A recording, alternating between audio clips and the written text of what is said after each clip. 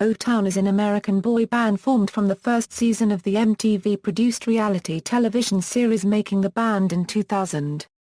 The group was originally managed by Lou Pearlman during their first season of Making the Band, but later managed by Mike Morin for their debut album and remaining television seasons.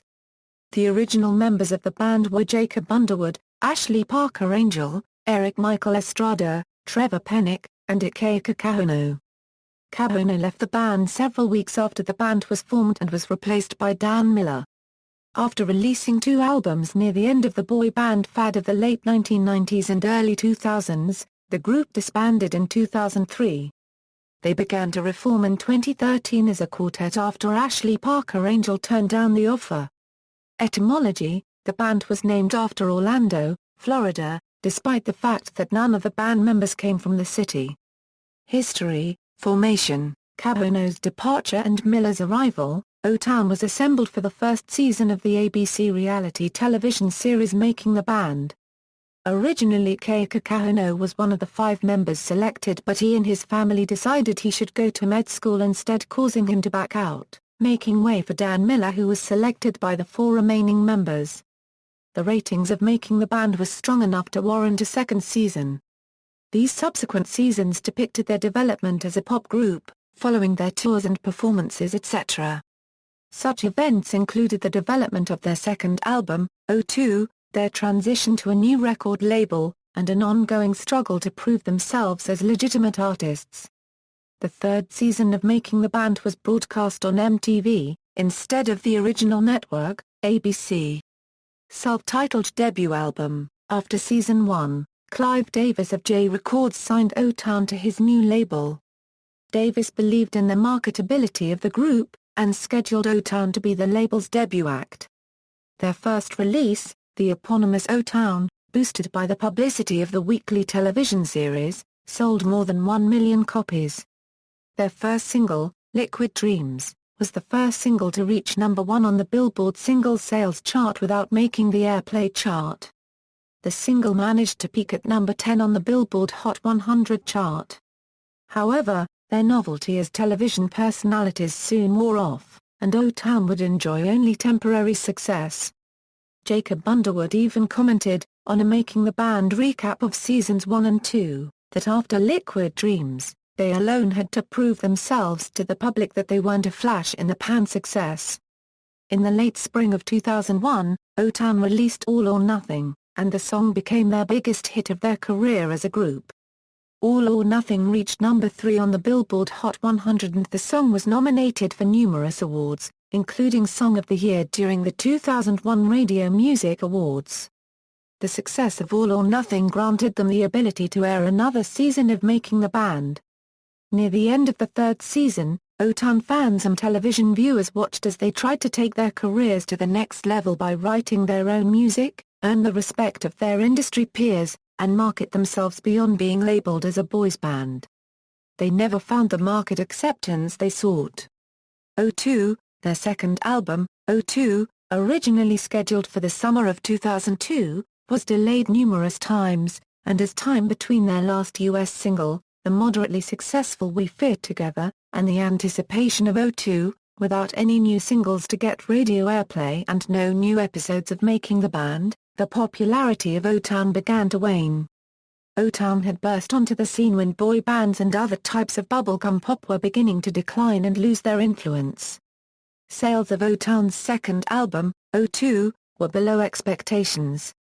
Their debut single for O2, These Are the Days, eventually broke into the Billboard Top 40 at 40, and critics, such as those from Billboard.com, praised their second single, I Showed Her, for being a well-developed song. Despite this moderate success, O2 was nowhere near the commercial success of their first album, O-Town, and the band went on tour in the summer of 2003 to promote the album. J Records dropped the band from the label in November 2003.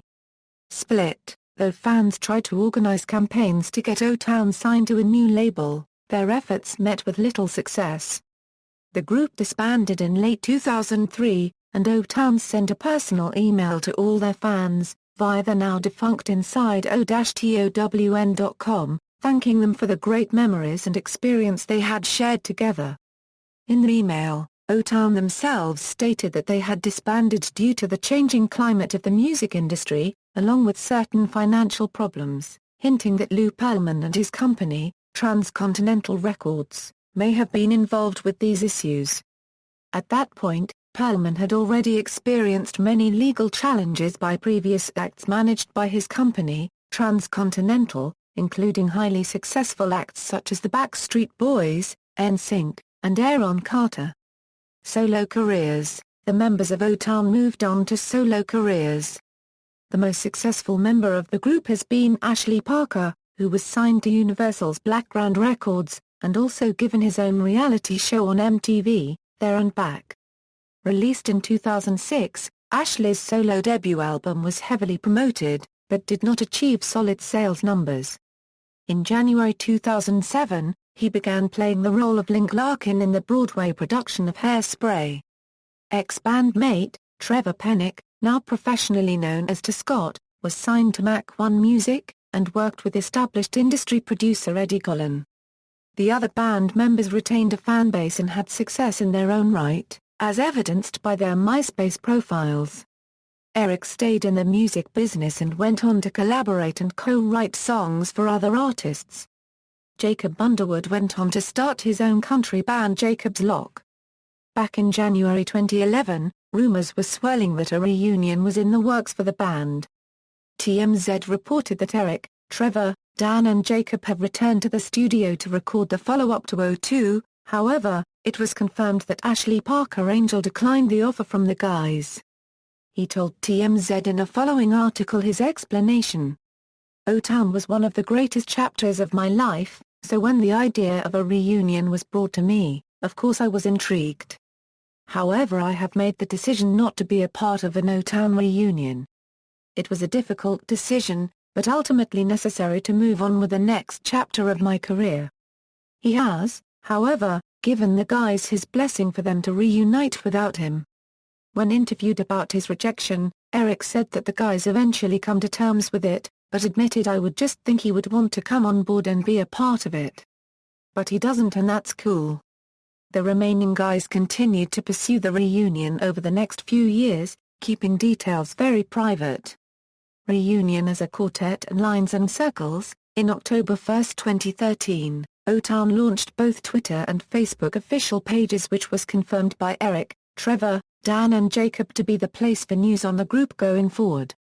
It is rumored the boys are working with record producer Mark Suinen based out of San Diego and have signed a new record deal and will be releasing an album in 2014.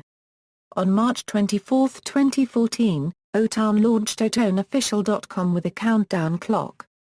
When the countdown ended on March 31, it was officially confirmed that they would be going out on their first tour in over a decade during the summer, followed by an album. On May 28, 2014, O-Town released a preview of the single Skydive on SoundCloud. The single is from their third studio album Lines and Circles. The album was released on August 24, 2014. Covers. Nearly 3 years after O-Town ceased to exist, the Japanese group W-ins covered O-Town's All or Nothing, calling it Kazuta.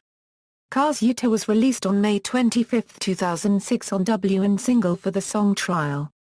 While the melody was retained, the lyrics were completely reworked by Takamitsu Shimazaki, and are predominantly in Japanese with a less repetitive chorus. In 2006, Irish boy band Westlife also covered All or Nothing on their 8th studio album The Love Album. The American punk band Fake ID also covered it in an upbeat, pop-punk fashion for the compilation album Punk Goes Pop.